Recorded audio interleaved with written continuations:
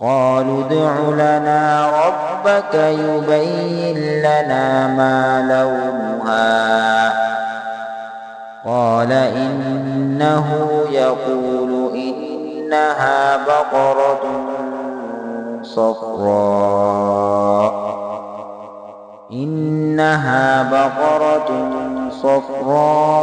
فاقع لونها تسر الناظرين قالوا ادع لنا ربك يبين لنا ما هي إن البقرة شابه علينا وإنا إن شاء الله لمهتدون قال إنه يقول